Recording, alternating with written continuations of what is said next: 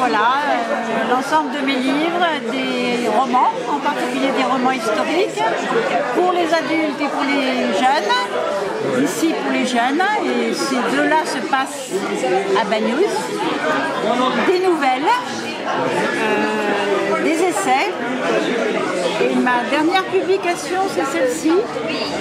C'est un roman qui m'a été inspiré par la vie rocambolesque du compositeur catalan François de Fossa, né à Perpignan, dans une maison qui existe toujours, juste en face de la fontaine d'Apincarda. Et François de Fossa a une vie très aventureuse.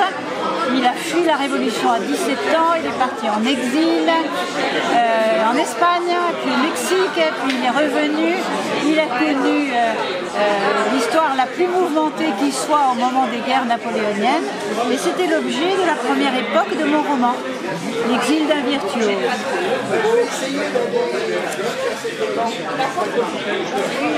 Et fin 2016 a été publiée la seconde époque, Variation en clair-obscur, qui raconte la deuxième moitié de sa vie, tout aussi tourmentée quand il est de retour en France, avec une particularité, c'est qu'il a porté l'uniforme pendant 50 ans au service du roi, mais que sa vocation c'était vraiment la musique, la guitare.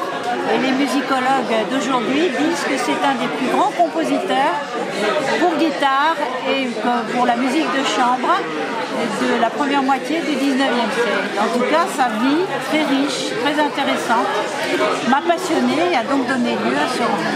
Et pour le reste, un autre roman historique ici, qui se passe en Méditerranée et essentiellement en Sardaigne. Celui-ci, qui est antérieur, Les Dames de Poly, c'est un roman aussi, mais un roman historique qui respecte scrupuleusement l'histoire nationale et locale.